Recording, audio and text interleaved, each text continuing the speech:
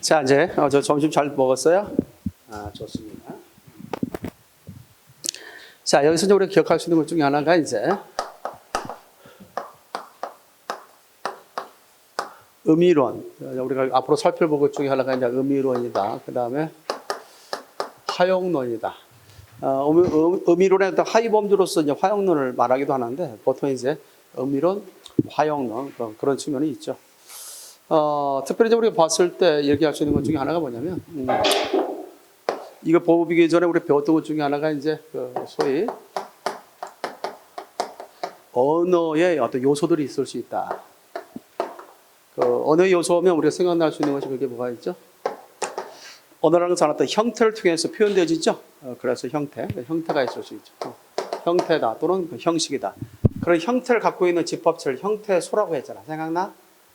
형태가 있다. 그 다음에 두 번째는 이제 뭐 내용이라는 게 있다. 그 다음에 이제 보통 이제 우리가 누구에 의해서 이것이 사용되지죠? 이런 것들로 인해서 형태와 내용을 갖고 있는 것들 누구에 의해서? 인간에 의해서 사용되어지는 사용.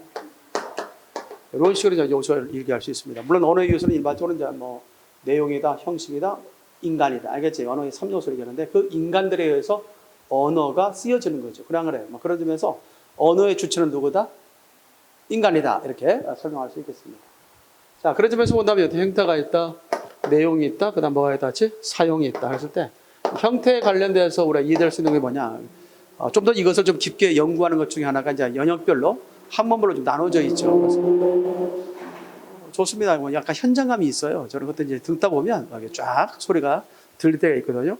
가끔 나도 어떤 영상을 볼 때, 막 저런 소리가 들릴 때 있어요. 그럴 때 뭐 당황하지 않고, 오히려 뭐 좋죠. 뭐 현장감이 있죠. 우리 여기서 촬영하는 장소는 길가랍니다. 뭐 길가 옆이랍니다. 막 이렇게 하면서 말할 수도 있잖아요. 그러니까 형태 부분에 있어서는 이제 의문론이 있다. 있죠? 뭐 형태론이 있다. 그 다음에 뭐가 있을까요? 다 같이 문장론이 있다. 통사론이라고 하기도 하거든요.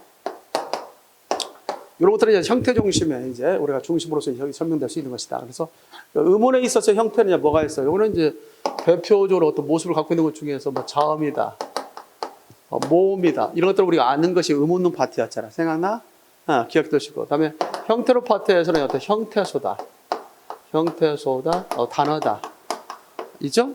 특별히 그런 것도 있고, 여기 단어와 관련돼서 여기서 이제 우리가 형태로 파트. 여기서는 이제 자음과 모음에 있어서 어떤 체계랄지, 그 다음에 자음과 모음에 있어서의 그런 어떤 의문과 의문에 만났을 때 어떤 변동. 이런 것들이 이제 중심이 돼서 배웠죠. 기억납니까? 의문 파트에서는 형태소로 단어가 있고, 단어 부분에 있어서는 이제 단어는 품사와 일치하기 때문에 또 품사의예. 기본적으로, 또는 뭐, 단어의 어떤 소위 그 형성 과정에 대해서 이야기가 되겠죠. 그래서 뭐 단일어가 있고, 그 다음에 복합어가 있고, 복합어란 파생어가 있고, 뭐 합성어가 있고. 생각나죠?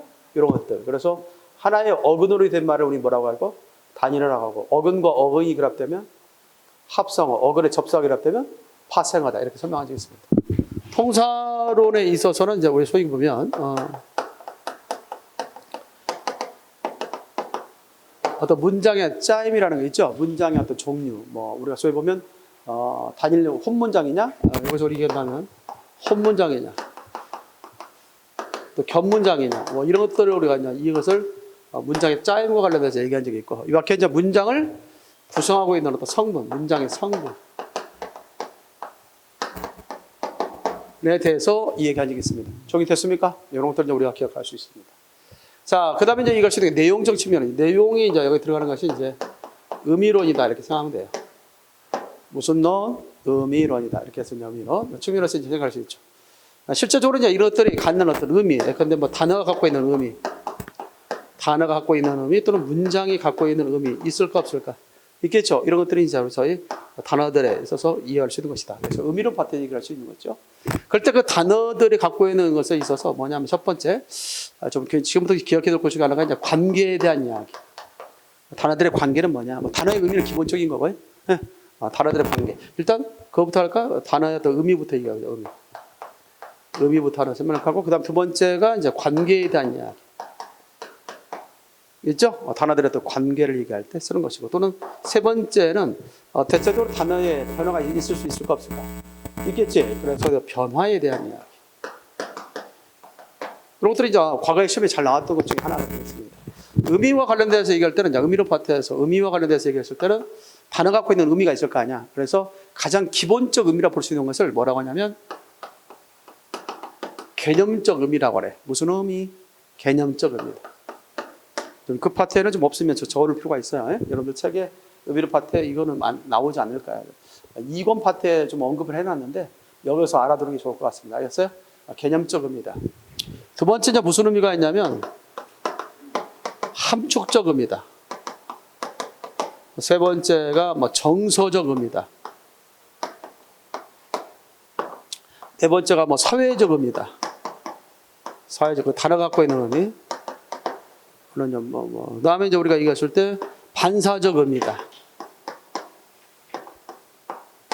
최근에 시험에 나왔던 것은 이것이 나왔거든요. 뭐 연어적 의미. 연어적 의미. 뭐 이것들이 이제 시험 문제 출제가 됐습니다. 이런 것들이 있어요. 다양한 의미가 늘 있죠. 이때 이제 개념적 의미가 뭐가 되냐면 이것이 기본적 의미야. 기본적 의미. 기본적 의미라고 말하기도 하고 이것을 사전적 의미라고 말하기도 합니다. 기본적 의미다 또는 뭐다 시작 사전적 의미다. 이해됐나요? 이런 식으로 얘기할 수 있습니다. 똑같은 거 있죠. 우리가 그러니까 어떤 단어를 사전을 찾을 때 나오는 의미 있어 없어?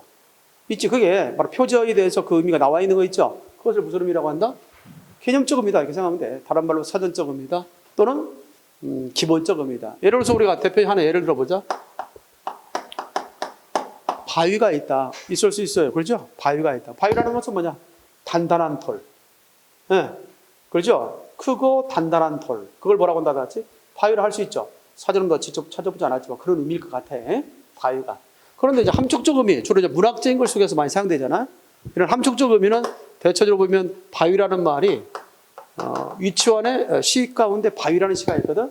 위치원의 시 가운데 바위. 그 바위를 통해서 뭘 끄집어냈냐면 대체로 문학이라는 것은 우리 삶을 얘기한다고 했잖아. 우리 삶, 인생을 갖고 인간이 갖고 있는 어떤 마음의 자세. 그래서 변하지 않고 단단한 어떤 의지, 견고한 의지. 견고한 의지다. 굳센 의지, 뭐 견고한 의지. 할 수 있어 없어요? 이것이 함축적 의미라고 하는 거예요. 됐습니까? 그런 것을 이해할 수 있죠. 함축적 의미는 좀 더 세분화시킨다면 비유적 의미.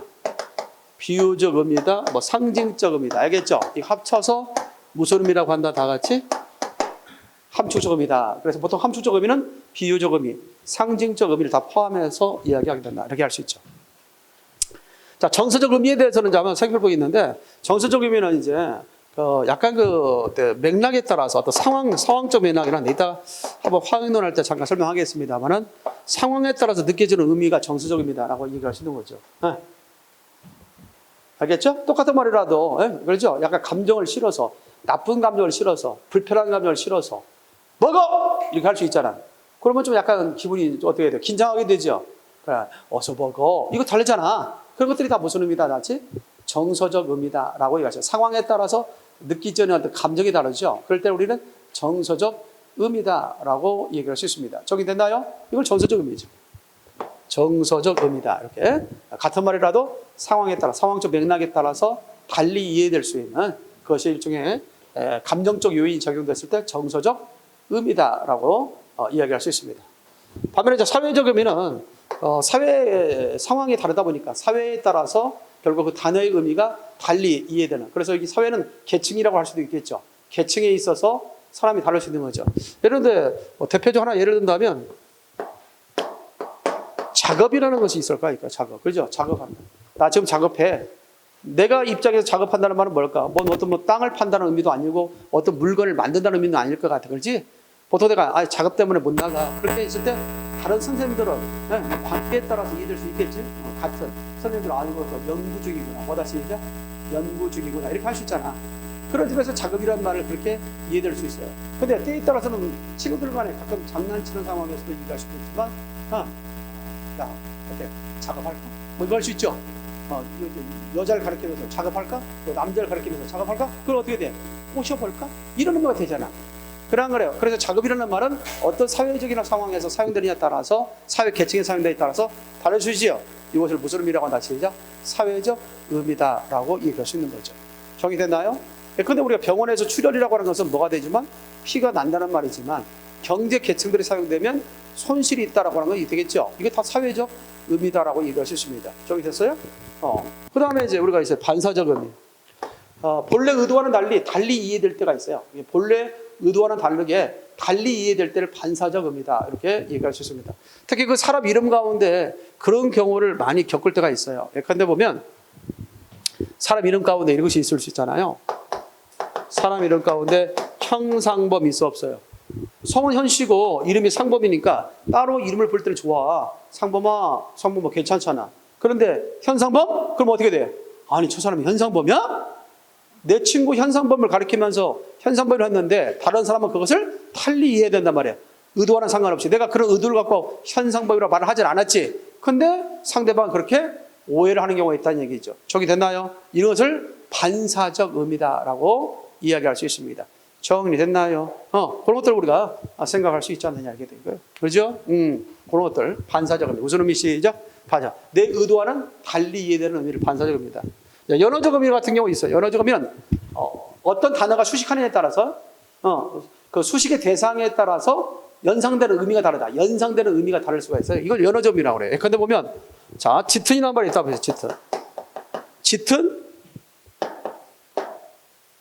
파랑, 짙은 파랑, 짙은 안개, 짙은 뭐 커피 있을 수 있어 없어요? 짙은 사랑. 어때요? 이렇게 뭘 수식하느냐에 따라서 연상되는 내 머릿속으로 상상되는 요소가 같아 달라. 다르죠? 이것을 무슨 의미라고 한다? 연어적 의미라 이렇게 얘기한다는 거죠. 뒤에 이어지는 말에 따라서 그 앞에 수식어가 달리 될 수 있다는 거지. 이게 최근에 신문지에 출제됐습니다. 예? 연어적 의미. 그래서 이런 것들을 보기로 설정해 놓고 그와 같은 의미를 드러내는 것을 찾아라. 알겠죠? 같은. 그러니까 지시적 의미인지 아니면 여기 나와 있는 뭐 함축적 의미인지 뭐 정서적 의미인지 알겠죠? 반사적 의미인지 사회적 의미인지 이것을 구별하는 문제가 나올 수 있겠다. 이렇게 의미는 똑같은 단어지만 상황에 따라서 여러 가지 이렇게 이해될 수 있는 거죠.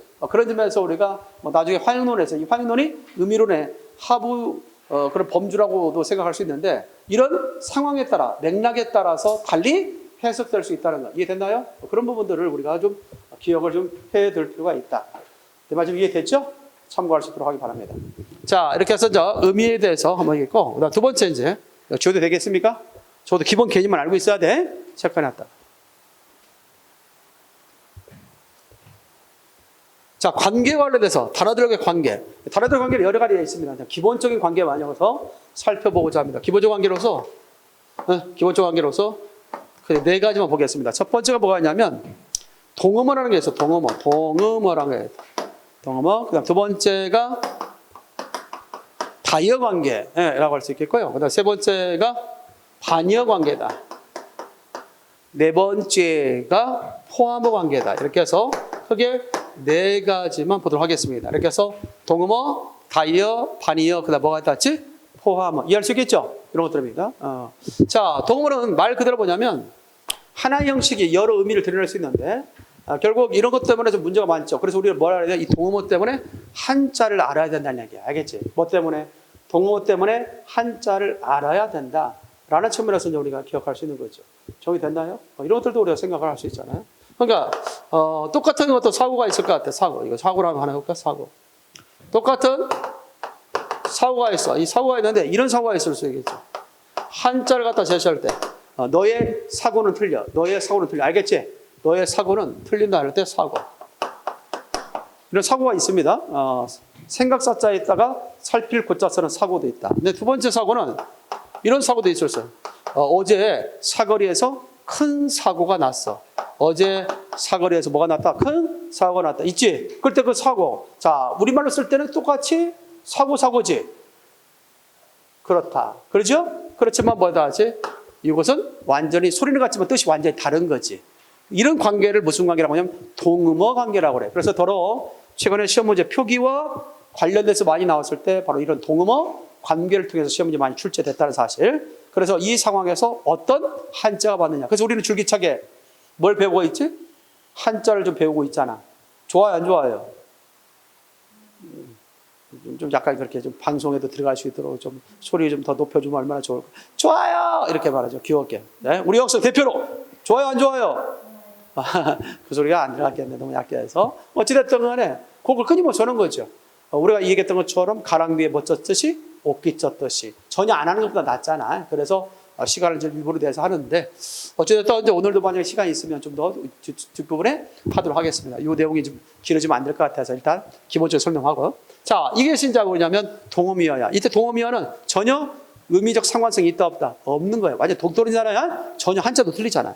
다이어는 뭐냐?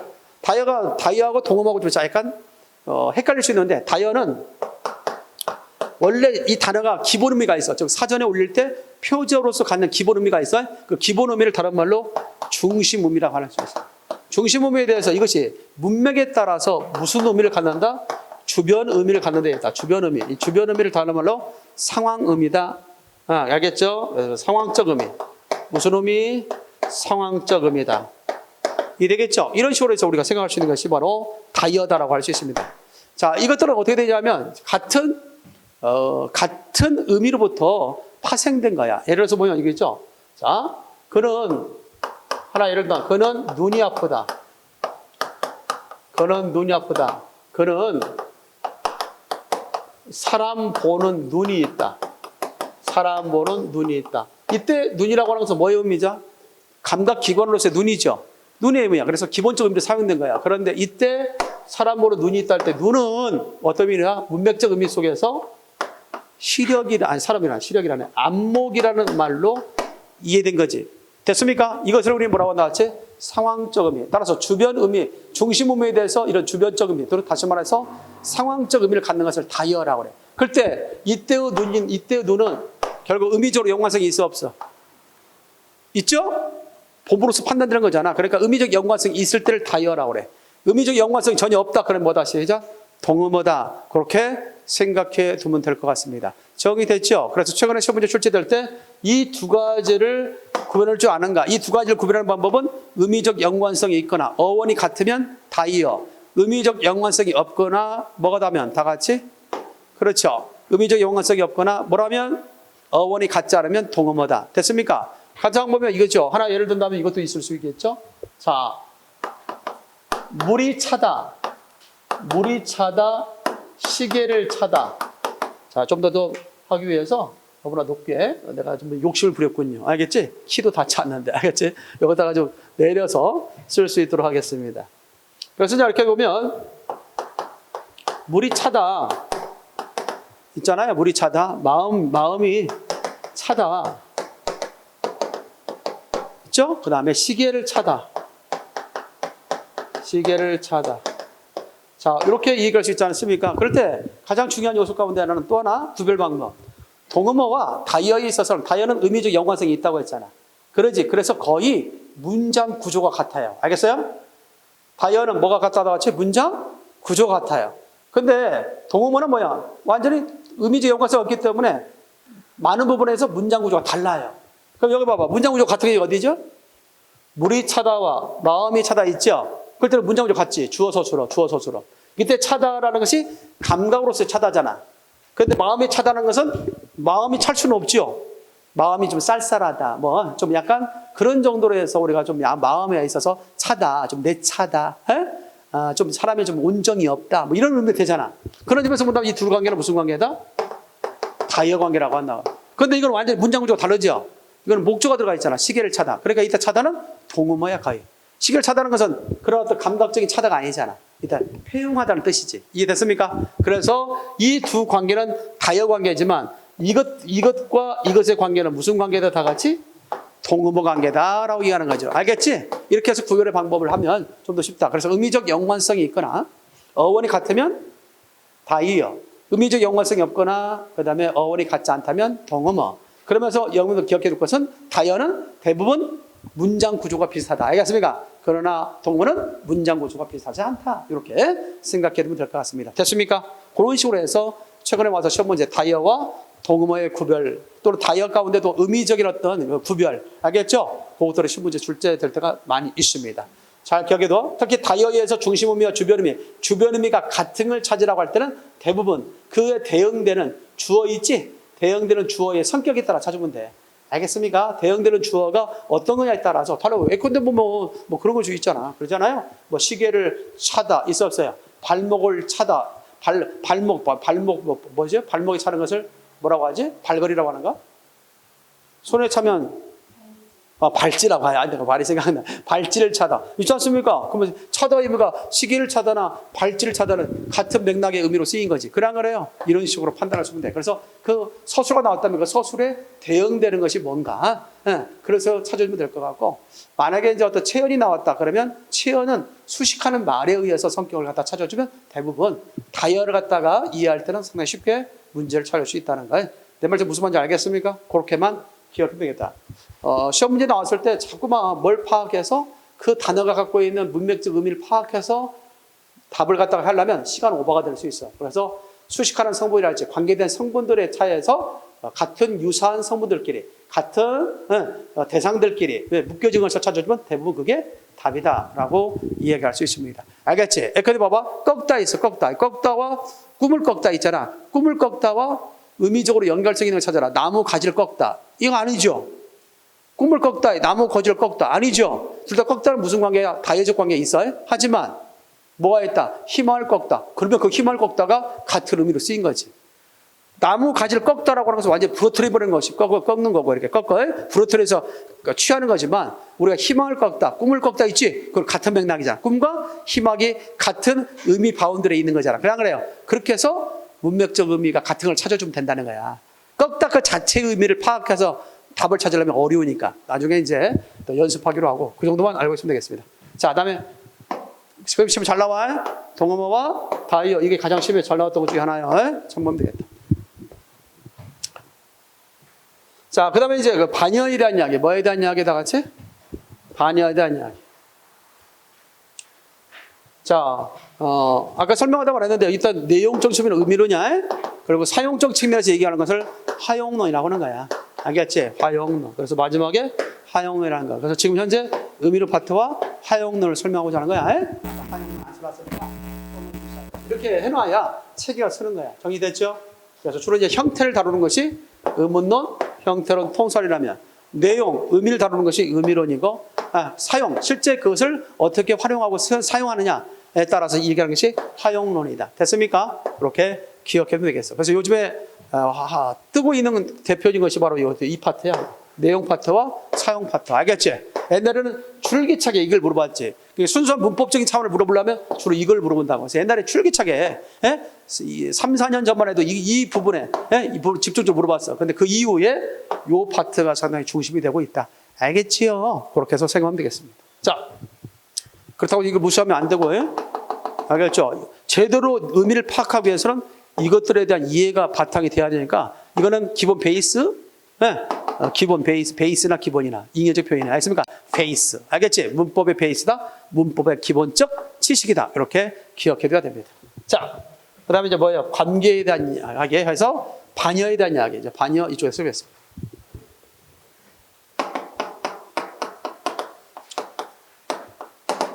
반여는 말 그대로 의미가 반대되는 것을 반여라고 하죠. 그렇지? 그래서 이제 우리가 얘기할 수 있습니다. 의미가 반대되는 거. 자, 그래서 이것은 뭐냐면, 단어들의 관계 속에서 모든 요소가 달라서 반여가 되는 게 아니라 하나의 요소가 달라서 반여가 된다.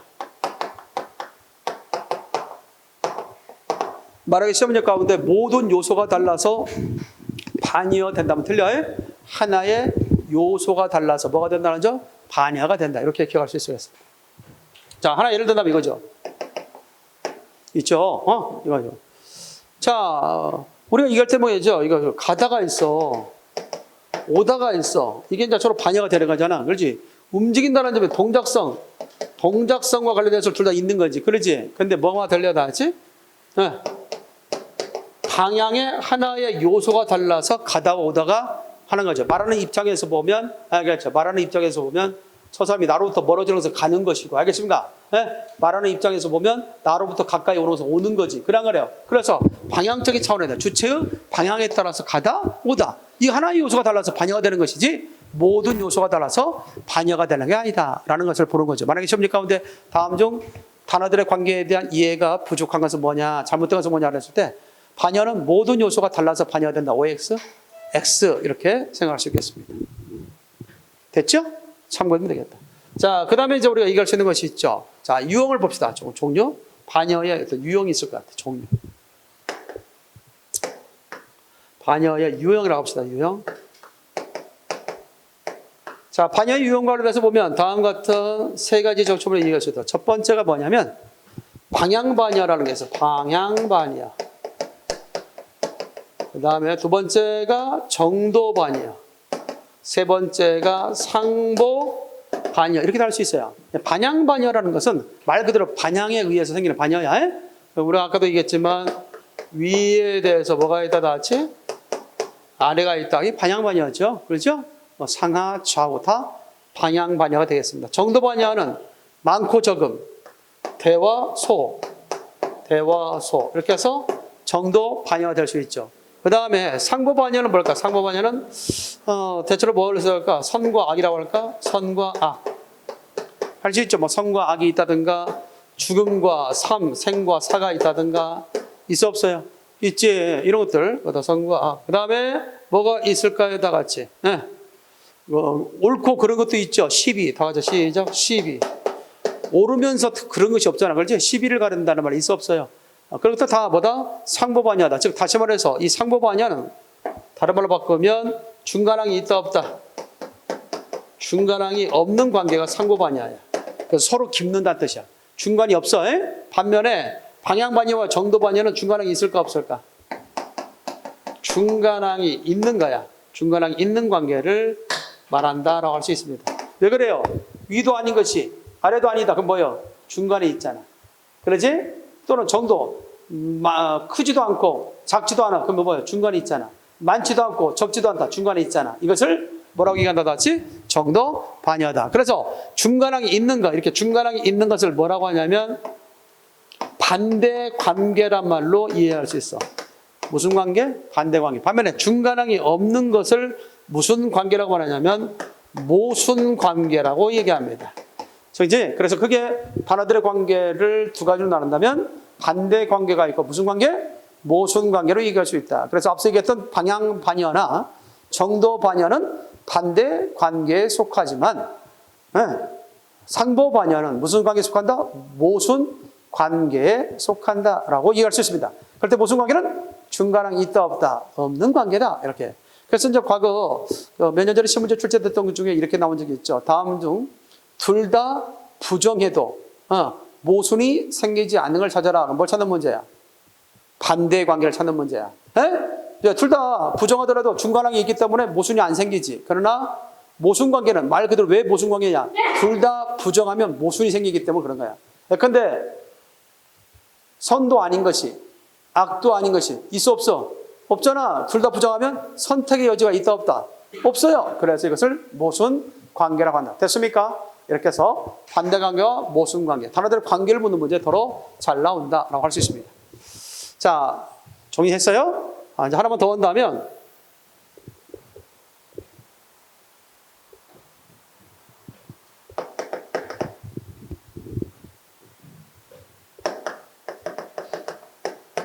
하나의 단어는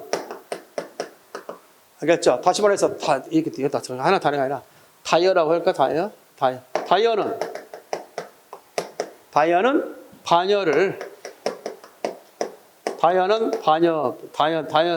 반여를 여러 개 가질 수 있다. 둘 이상 가질 수 있다. 여러 개 가질 수 있다. 자, 반여를 여러 개 할 수 있다. 할 수 있죠? 무슨 말인지 이해되겠습니까? 이렇게 해서 이해되겠죠? 하나 볼까요? 보통 기본적 의미로서 내리다가 있어. 내리다의 반대는 뭘까? 내리다 반대는 뭘까? 다 같이? 오르다 하겠지. 근데 주변적 의미로서 물가가 내리다 할 수 있어 없어요? 물가가 내리다 했잖아. 버스에서 내렸다, 버스에 올랐다. 할 수 있는 거 아니야? 그런데 여기다 버스가 붙었다면 이것의 반대는 오르다지. 됐습니까? 그런데 만약에 가격이 내리다에 대해서 뭐가 될 수 있다? 가격이 내리다에 대해서는 가격이 올랐다. 이것도 할 수 있네. 가격이 올랐다, 가격이 내렸다, 가격이 오르다. 할 수 있네. 그죠. 근데 오르다를 통해서 많이 할 수 있는데 뭐가 없을까? 내리다에 대해서. 예를 하나 든다는 것이 좀 심각하게 들었는데 또 설정하기가 좀 어려울 수도 있네. 그렇지? 자, 그렇다면 우리는 다른 걸로 바꿔서 해야 되겠다. 예컨대 보면서 벗다라는 말이 있어. 뭐가 있다? 시작. 벗다. 벗다 있죠? 벗다에 대해서는 이게 보게 되면 이런 경우 있잖아. 모자를 벗다. 할 수 있어 없어요? 있지? 모자를 벗다 할 때는 뭐다 놨지? 쓰다의 반대말로 쓰이는 거잖아. 근데 만약에 바지를 벗다 하면 어떻게 돼? 바지를 벗다 하면 이것은 입다의 반대잖아. 그런 거래. 이렇게 때짜로 하나의 벗다라는 단어가 문맥에 따라서 여러 의미로 사용될 수 있기 때문에 각각의 그 의미에 대해서 반여가 있을 수 있다는 점. 그래서 오로지 하나의 단어는 하나의 반여만 간다. 오직 하나의 반여만 하는 말은 옳다, 틀리다? 틀리다. 때에 따라서 하나의 단어가 두 개 이상의 반여를 가질 수도 있다. 이 정도는 머릿속에 넣어주기 바랍니다. 됐습니까? 참고하면 되겠다. 자, 저번에 단어들의 관계 속에서 주로 살폈습니다. 자, 관계 기억해 두시기 바랍니다. 그 다음에 변화가 있습니다. 변화. 자, 단어가 의미가 변할 때는 여러 가지 요인이 있겠죠. 그게 원인이 있어. 여러 가지 원인이 있어요. 근데 뭐 언어적 원인이 있다. 언어의 원인이 있다. 또는 뭐 사회적 원인이 있다. 사회적 원인, 뭐 역사적 원인, 또 뭐가 있다 같이 심리적 원인. 자, 이렇게 여러 원인에 의해서 뭐가 될 수 있어? 단어들의 의미가 변화된다는 이야기야. 어떻게 변화되냐? 변화의 과정, 변화의 양상이 있지. 변화 양상. 자, 이런 원인. 그래서 원인 자체를 묻는 경우는 거의 설명 잘 안 나와. 아무튼 여러 요인이 있어. 단어가 어떤 의미가 변할 때는 여러 가지 그런 요인들이 있겠지. 그래서 옛날에는 요인을 묻는 문제도 나왔지만 요즘은 거의 안 나와. 그 결과, 이런 요인들에 의해서 이런 결과가 생긴단 말이야. 어떤 경우는 의미가 뭐가 되었다? 확대되는 경우도 있고, 때에 따라서 의미가 축소되는 것도 있고, 의미가 이동되는 경우도 있다. 그러냐. 알겠죠? 요걸 아는, 이것을 아는 게 중요하다. 라고 할 수 있죠. 자, 여러분 교재 보면 그런 내용 나와, 안 나와? 나온다. 알겠지? 고개 끄덕임 크게 해주면 좋겠어요. 나옵니다. 어디 나온 줄 알죠? 나오죠? 교재 나옵니다. 그럴 때 이제 확대된 것을 대표 한 예만 들어볼게요. 확대되는 거. 자, 만에 되는 거죠. 확대되는 것이 있습니다. 결례라는 단어가 있어요. 결례. 이 결례는 원래 가족 단위를 나타내는 말이 있어요. 가족 단위였는데 결례란 말은 피를 나눈 가족 단위인데 지금 뭐예요? 같이 민족 단위에 쓰는 말이죠. 여러분들 집에서 무슨 회의하는데 우리 결례가 오늘날 이렇게 잘 살 수 있는 것을 얘기 안 하지. 우리 가족이 오늘날 이렇게 잘 살 수 있는 이렇게 하지 누가 우리 결례. 그렇지만 옛날에는 그 결례가 가족 단위였다고. 근데 요즘은 전체 민족 단위로 확대돼 쓰고 있죠. 의미가 확대됐다라고 얘기하는 거죠. 오늘날 우리가 사용되고 있는 다이어 있지. 중심 의미에 대해서 주변적 의미를 갖는 거 있지. 다 그것도 의미가 확대돼서 사용되는 거야. 정의됐지? 그래서 다이어는 의미 확대에 다 속한다. 됐습니까? 자, 그 다음에 이제 축소가 되는 것이 있어. 축소. 옛날에는 이만큼의 뜻을 갖고 있는데 끊임없이 언어들도 전쟁을 이루고 있는 거야 지금. 그래서 전부 다 의미가 뺏겨. 다른 단어에 의해서 의미를 뺏겨. 그러다 보니까 이제는 이만큼 쪼그라들어가지고 이만큼의 의미를 드러내는 것이 있어. 대표적인 중에 하나가 뭐냐면 이런 것들이 있습니다. 대표에 나올 수 있는 것 중에 하나가 뭐가 있을까? 계집이라는 단어가 있어. 뭐가 있다 시작? 계집. 계집이라는 것은 원래 일반 여성을 나타낸 말이었어. 집에 있는 여자라는 뜻으로 주로 집에 있는 여자, 일반 여성을 다 가리킨 말이었어. 근데 지금은 계집을 아무 때나 쓸 수 있어 없어요? 사용에 있어서 제약을 받지. 그 의미가 축소된 거야. 그래서 대체로 계집이라는 단어는 의미가 축소된 단어다라고 할 수 있습니다. 물론 그것만 있는 건 아니지만 이동되는 것도 있죠. 대표적으로 우리가 이해할 수 있는 것 중에 하나가 어리다. 어린 백성이 이루어져 헐페에 있어도 할 때 어리다는 어리석다라는 뜻이었지만 지금의 어리다는 나이가 어리다잖아. 이렇듯 단어들이 뭡니까? 확대, 축소, 이동되더라다. 뭐 구체적인 것들은 여러분들 교재에 있으니까 저도 여러분 교재 속에 나와 있는 단어에 대해서 기본적 의미를 갖고 접근할 수 있도록 하기 바랍니다. 됐습니까? 이렇게 해서 확대, 축소, 이동 이것이 이제 변화와 관련다. 그래서 단어에 있어서 우리가 기본적으로 기억해 둘 것은 세 가지. 의미에 대한 이야기, 관계에 대한 이야기, 그 다음에 변화에 대한 이야기 정도만 기억하면 되겠다. 그 다음에 문제로 가서 지워도 되겠습니까?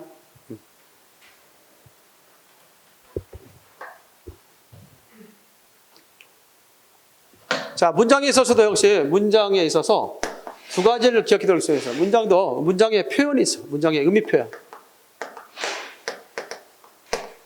문장에서 어떤 의미 표현이 있겠고요. 그다음 문장에 있어서의 관계. 이것도 하나 설정해서 볼 수 있겠습니다. 자, 문장의 의미 표현에 있어서는 적어도 네 가지 정도를 좀 기억해 둘 필요가 있겠다. 첫 번째가 뭐냐 하면 중의적 표현이라는 게 있어. 무슨 표현? 중의적. 하나의 문장이 두 가지로 해석될 수 있는 걸 중의적 표현이라고 그래. 중의적 표현이다. 두 번째가 뭐냐면 잉여적 표현이 있어요. 잉여적 표현. 사족이 붙은 표현을 무슨 표현이라고 한다 했지? 잉여적 표현. 다 교재에 있죠? 네, 있습니다. 잉여적 표현. 세 번째는 무슨 표현이 있겠다? 관용적 표현이 있겠다. 자, 기본 개념만 기억하고 가면 돼요.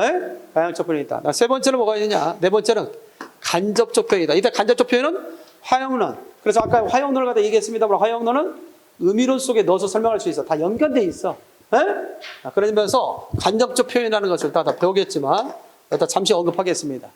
자, 중의적 표현이라는 게 뭘까? 의미가 거듭되어지는 표현이다. 다시 말해서 두 가지 이상으로 해석될 수 있는 표현을 중의적 표현이라고 해. 됐어요? 그래서 중의적 표현에는 이게 세 가지 형태가 있어요. 구, 은이 있어. 그래서 어휘적 중이 있어. 무슨 중이 있어? 어휘적 중의성이 있다. 두 번째가 구조적 중의성이 있다. 세 번째가 은유적 중의성이 있다. 그래서 어휘적 중의성, 구조적 중의성, 은유적 중의성에 써지겠다. 주로 이제 어휘적 중의성은 여러분들 알다시피 아까 얘기했지. 동음어를 통해서 또는 다이어를 통해서 두 가지 해석이 가능하기 때문에 이걸 어휘적 중의성이라고 한다. 다 같이 어휘적 중의성 뭐와 뭘 통해서 시작? 동음어와 다이어를 통해서 나타날 수 있다. 예를 들어서 보면 말 좀 봐. 하나 예를 들어봅시다. 어휘적 중의성이 말 좀 봐. 말 좀 보라고 할 때 이 말이라고 하는 것이 이 문장 속에서 어떤 의미가 되죠? 어떤 언어적인 어떤 상황이 주어지지 않으면 말 좀 봐가 어떤 말인지 뜬금없이 말 좀 봐. 그러면 어떻게 생각할죠? 무슨 말? 무슨 여가 제주도야? 뭐 말이 있어. 아, 누가 그 말 말했니? 말 말했니? 저 사람 하는 말 좀 봐란 말이야. 돼요, 안 돼요? 되죠? 그러면 이 말과 이 말은 무슨 관계야? 동음어야, 다이어야? 동음어지. 전혀 할 뜻이 다르잖아. 뜻이 상관이 없잖아. 그죠? 그래서 이것을 뭐에 의한? 동음어에 의한 어휘적 중의성, 중의적 표현이다라고 얘기할 수 있는 거죠. 무슨 말을 하는지 모르겠다. 근데 보통 시험 문제는 이거지 약간 자의적이잖아. 그렇지? 그래서 시험 문제 출제될 때 주로 구조적 중의성이 가장 잘 나오는 거야. 알겠지? 뭐가 잘 나온다? 구조적 중의성. 자, 지우고. 동호가 그쪽으로 오니까 시선의 안정감이 느껴진다. 여기가 헝 비어 있었는데. 알겠지? 동호의 자리는 항상 그 자리 같아. 앞으로도 계속 거기에 앉을 수 있도록 하길 바라고요. 비로소 사라졌던 뒤통수가 다시 나왔다고 방송을 통해서 수업받는 학생들은 좋아하겠다. 했습니까? 자, 봅시다. 구조적 중의성이에요. 구조적 중의성. 여러분 교재도 있지만 구조적 중의성과 관련돼서 얘기했을 때 여러 가지 있을 수 있겠죠. 자, 뭐 이런 교재에 나와 있는 유형들이 쭉 있을까 없을까? 있겠지. 뭐 괜히 뭐 할 것 없이 구조적 중의성 156페이지, 교재 156쪽 이렇게 해야 한 번씩 방송을 듣는 분들도 교재를 한번 볼 거 아니야? 그래서 교재 속에 나와 있는 걸 중심으로 설명하겠습니다. 일단 구조적 중의성. 접속, 수식, 나열 등으로 인해 생기는 문장 구조의 모호성을 구조적 중의성이다. 그러니까 통사적인 이유로 인해서 여러 가지 해석이 가능하다는 얘기야. 그래서 우리는 이와 같은 문장들은 의미 전달에 정확하다, 정확하지 않다. 정확하지 않지. 그래서 정확성, 의미 전달에 정확성이 결여된 문장 찾아라. 그러면 중의적 표현을 찾는 문제야. 됐습니까? 다시 한번 의미 전달에 정확성이 결여된 표현을 찾아라. 그럼 뭘 찾는 문제다? 중의성을 찾는 문제다라고 할 수 있죠. 자, 수식어의 중의성. 예쁜 친구의 동생을 때 예쁜이란 말이 친구를 꾸미느냐 동생을 꾸미느냐. 됐지? 그런 점에서 수식에 대한 모호성이죠. 두 번째, 접속에 대한 중의성. 내가 영희와 춘자를 만났다 할 때 만나다 이 주체가 나 혼자일 수도 있고 나와 더불어 영희가 순자를 만날 수도 있지. 주체의 모호성이라고 하죠. 자, 그 다음에 부조문의 중의성. 자, 부조문의 중의성 배운 적 있어 없어요? 있지. 그럴 때 나는 어제 택시를 타지 않았다 할 때 주어를 제외한 나머지 부분에 여러 가지 해석이 가능하지. 어제가 아니라 엊그제 택시를 탈 수도 있는 것이고, 알겠습니까? 또 택시가 아니라 버스를 탈 수도 있고, 또 타지 않고 그냥 잡기만 했다 할 수도 있겠죠. 사람들은 기억의 오류로서 분명히 철수가 택시를 잡는 것만 봤어. 아십니까? 그리고 내가 시선을 다른 데로 돌려서 그런데 내 머릿속에 잔상은 택시를 잡았으니까 어떻게 추론해? 택시를 타고 갔을 것이다. 그래서 잘못된 기억의 오류로 그렇게 말하는 경우가 더 있단 말이지. 그렇지 않겠습니까? 네. 자, 이런 점에서 우리가 볼 때 이것이 바로 부정문의 중의성이다. 그래서 부정문의 중의성은 주어를 제외한 나머지 성분의 보조사 는 있죠. 보조사 는을 들어가서 들으면 중의성을 해제한다라고 한 적이 있지. 따라서 나는 어제는 택시를 타지 않았다.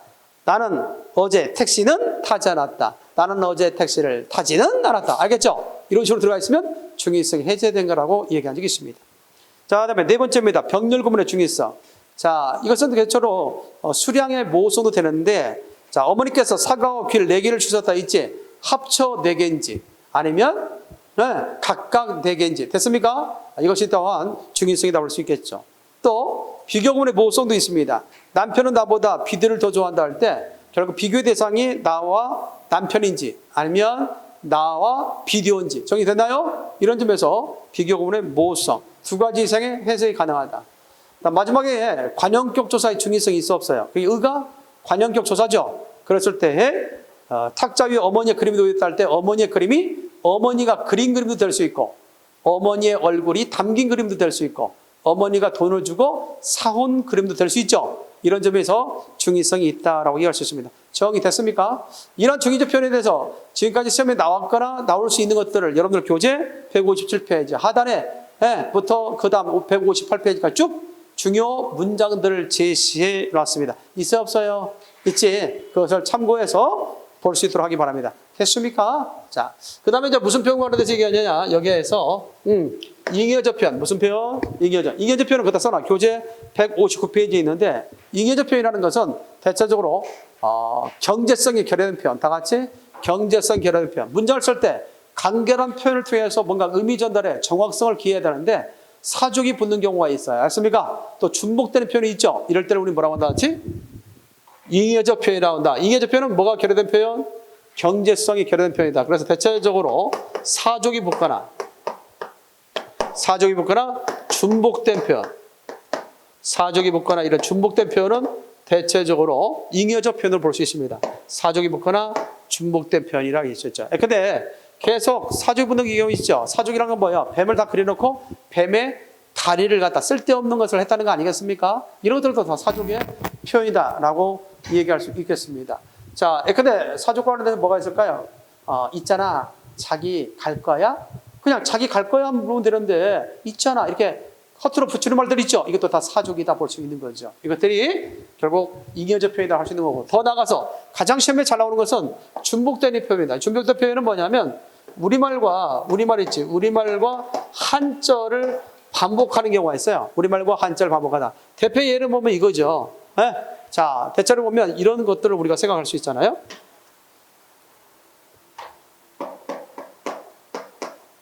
맑은 청수. 맑은 청수다. 청자가 이제 맑을 청자. 맑은 청자에다 물수자 썼어. 그러면 청수 자체가 맑은 물이란 뜻이야. 근데 또다시 앞에 우리말을 썼잖아요. 이렇게 맑은 청수. 그럼 이것이 뭐야? 이것이 다 잉여적 표현이다. 하나 더 예를 든다면 이런 것이 있겠죠. 대표적인 한 예를 들면 이런 경우 들어서 미리 예비한 자료다. 미리 예비한 자료다. 이럴 때 이 예자가 뭐다? 이 예자가 미리 예자야. 그래서 미리 예자. 미리 준비했다는 말이 예비잖아. 그런데 앞에 또다시 그 뜻을 갖다 미리를 썼죠. 이것들이 대체로 중복된 표현이다. 그래서 대부분 시험 문제 나왔을 때 잉여적 표현이 나올 때 뭐가 가장 시험에 잘 나오냐면 한자와 우리말의 반복. 그래서 이런 것들에 대해서 여러분들 교재 몇 페이지 보니까 159페이지 밑에 하다 보니까 아주 많이 160페이지까지 쭉 잉여적 표현에 대해서 해놨습니다. 알겠습니까? 우리가 평소 때 알게 모르게 이런 잉여적 표현을 많이 쓰고 있다는 거야. 이런 것들을 걸러내는 문제가 더러 시험 문제 출제됐다라는 걸 기억해 두면 되겠습니다. 기억해둬요. 일일이 다 읽지 않았겠지만 교재에 나름대로 정리해 놨으니까 그 교재에 나와 있는 내용을 좀 확인 좀 해주기 바랍니다. 자, 관용적 표현. 자, 관용적 표현은 최근에도 시험 출제됐죠. 관용적 표현. 여러분들 영어에서도 배웠겠지만 둘 이상의 단어가 만나 제3의 의미를 나타내는 것을 무슨 표현이라고 나왔지? 관용적 표현이다. 둘 이상의 단어가 만나 제3의 의미를 나타내는 것을 무슨 표현이라고 나왔지? 관용적 표현이다라고 할 수 있죠. 여러분들 교재 보니까 159페이지 위에 상단에 보면 뭐 손이 크다, 큰 코 다치다, 목이 빠지게 기다린다. 정말 목이 빠지면 되겠어, 안 되겠어? 안 되겠죠. 정말 간절하게 기다렸다는 것을 얘기하기 위해서 목이 빠지도록 기다렸다라고 하기도 하고, 떡국 먹었다. 떡국 먹었다. 사전적 의미로서 떡국 먹을 수도 있는 거지. 그런데 앞에 대상에 따라서 떡국 먹었다가 달리 해석되기도 하죠. 그래 안 그래요? 그러죠? 근데 상황에 따라서 뭐 떡국 먹었다 그러면 나 오늘 점심 뭐 먹었니? 떡국 먹었어 이렇게 할 수도 있지. 그런데 이제 한 살 먹었다. 시작. 한 살 더 먹었다는 의미로서 떡국 먹었다도 할 수 있죠. 이렇게 본래 의미가 아닌 제3의 의미로 전이된 사용되는 걸 무슨 표현이라고 한다? 관용적 표현이다. 그래서 특히 그 관용적 표현과 관련돼서 다이어. 내가 누차 설명했지만 우리 교재가 아니라 우리 교재도 그렇게 뭔가 정리해놨지만 여러분들 그 다음 카페 있죠? 다음 카페 재진 국어방. 다음 카페 재진 국어방에 우리말 돋보기 있지? 우리말 돋보기를 클릭하면 어휘력 증강 나온다고 했잖아. 어휘력 증강의 이런 다이어에 대해서, 동어에 대해서 아주 잘 정리해놨거든요. 그걸 홍보해야 돼요. 평소 때 어휘는 그럼 여러분 평소에 알겠습니까? 어휘는 평소에 해야 된다고. 이거 영어도 마찬가지겠지만 국어에 있어서의 어휘 공부도 평소 때 좀 해놓을 수 있도록 그렇게 하기 바랍니다. 이걸 무슨 표현이라고 나왔지? 관용적 표현이다. 시험이 다 나와서 다음 중에서 밑줄 찍은 중 관용적 표현이 아닌 것은, 관용적 표현인 것은, 이런 식의 문제가 시험 문제 출제되기도 했다. 정리됐죠? 참고해줘야 됩니다. 이런 것들 기억을 해두면 되겠습니다. 알겠죠? 우리가 알고 있는 그 속담이 있지, 속담. 속담, 이것도 다 관용적 표현이라고 보면 돼. 알겠지? 관용적 표현이다. 뭐, 격언것도 마찬가지. 속담이나 격언 다 이것들 다 관용적 표현의 범주에 넣어준다는 것도 알고 있으면 될 것 같습니다. 자, 이 간접 표현이 있습니다. 무슨 표현이다 했지? 간접적 표현에 대해서 이제 얘기하면 되겠네요. 간접적 표현은 애들로 말하는 거, 뭘로 말하는 거 같이? 애들로 말하는 말을 간접적 표현이다라고 얘기할 수 있습니다. 그래서 직접 표현이 있고, 직접적 표현이 있고, 간접적 표현이 있을 수 있잖아. 그렇지? 자, 뭐 이유도 있잖아. 뭐 애들로 말하는 거 있잖아. 뭐 이런 것도 다 볼 수 있죠. 언어적 상황 속에서. 좀 예의를 갖추는 측면도 있고 상대방에게 기분을 좀 나쁘게 하지 않는다는 차원에서도 말할 수 있는 거 아니겠어요? 근데 날씨가 좀 화창하다. 날씨가 화창하다. 그렇게 얘기할 수 있죠. 아니면 어떤 사람이 얘기했죠. 이렇게 합시다. 그냥 영화 보자. 알겠지? 야, 영화 볼래? 그렇게 말했어요. 그러자 그 상대방이 뭐라고 답합니까? 날씨가 화창하잖아. 알겠어요? 그러면 뭐예요? 영화 보지 않겠다는 말이야? 영화 보러 간다는 말이야? 영화 보지 않겠다는 얘기죠. 밖으로 나가자 이거지. 오늘 같은 날 몰라고 이렇게 날씨가 좋은데 영화관에 가니 반대하는 거죠. 이것 중에 뭐야? 그럼 나의 의사는 뭐지? 나의 의사는 영화 보러 가지 않겠다는 의사를 간접적으로 애둘러서 뭐라고 했다? 날씨가 화창하다는 말을 돌려서 얘기하고 있다는 거지. 이걸 내가 간접적 표현이라고 할 수 있죠. 또 때에 따라서는 문형을 달리해서 간접적 표현으로 제시할 때도 있습니다. 예를 들어서 보면 창문 좀 열어라 라고 명령하지 않고 창문 좀 열어줄 수 있니? 라고 묻는 형식으로 제시할 수 있다는 거지. 이렇게 종결 의미를 달리해서 문형을 달리해서 뭐 할 수 있다? 다시 간접적으로 얘들로 표현할 수도 있죠. 그것을 간접적 표현이다라고 이해할 수 있는 겁니다. 정리됐죠? 그래서 직접 표현이냐 간접적 표현이냐 그런 부분들에 대해서 이해할 수 있어야 되겠습니다. 그런데 내가 길을 몰라요. 여기에 행정우 씨 학원에 가야 되는데 행정우 씨 가는 길을 몰라요. 그럴 때 행정우 씨 학원 어디로 가면 될까요? 라고 물어봤다면 뭐 이거는? 이거 직접 말하죠. 직접적 표현이죠. 내가 몰라서 직접 상대방에게 물어본 거잖아. 그래 안 그래요? 자, 근데 이렇게 말할 수도 있겠죠. 어떤 사람이 어찌 내가 행정고 시학을 가는 길을 모른단 말입니까? 물어봤죠. 그럼 물어보는 형식을 취했지만 물어보는 게 아니지. 일종의 서리적인 거지. 내가 안다는 얘기지. 알습니까? 그렇기 때문에 이것은 일종의 간접적 표현. 우리가 그래서 수석법상 서리법 있죠? 서리법도 크게 봐서는 간접적 표현에 속하는 거야. 이미 단정해놓고 그것을 묻는 형식으로 제시하기 때문에. 됐습니까? 그래서 수법으로 얘기한다면 서리법도 큰 범주의 간접적 표현에 해당된다. 직접 표현하지 않고 애둘러서 표현하는 것이다. 이렇게 얘기할 수 있습니다. 하나만 더 하고 쉬었다 하겠습니다. 자, 우리가 단어들의 관계만 있는 것이 아니라 문장에 있어서도 관계가 있다. 알겠지? 자, 거기서 합니다. 마지막 하나만 하고 쉬었다 하겠습니다. 문장들의 관계.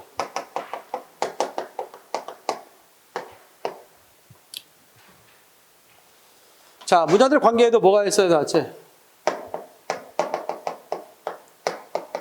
유의문이 있을 수 있고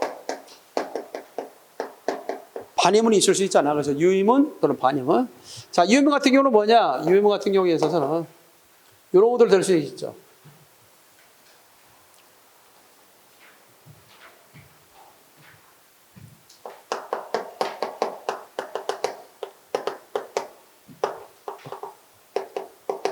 자, 작은아버지가 오셨다 있지? 이거에 대해서 유의문으로 했을 때 대체적으로 보면 지칭어를 달리해서 제시할 수도 있어. 그래서 작은아버지가 오셨다 할 수도 있고 숙부가 오셨다도 할 수 있고, 알겠지? 숙부가 오셨다 할 수도 있고,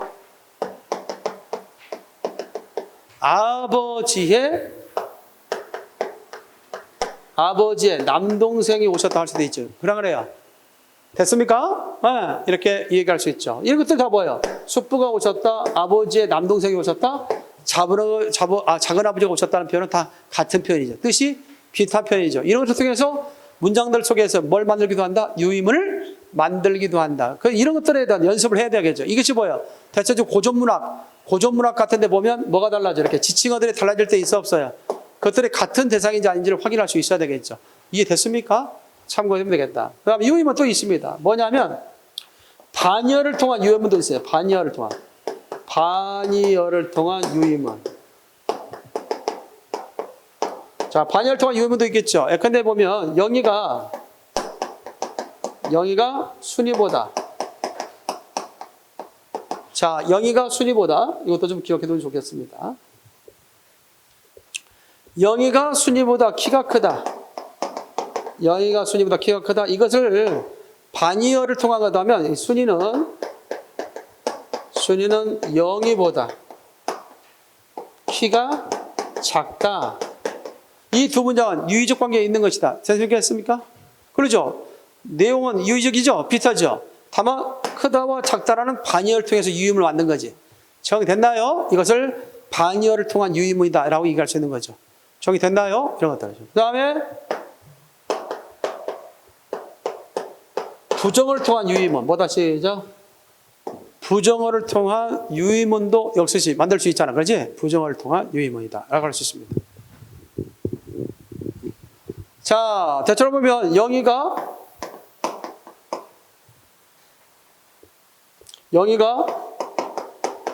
순이보다 키가 크다. 있죠? 그러면 순이는 영희보다 키가 안 크다. 할 수 있어 없어요? 있죠? 이러한 것들을 통해서 부정어를 통해서 뭐 할 수 있다 나지?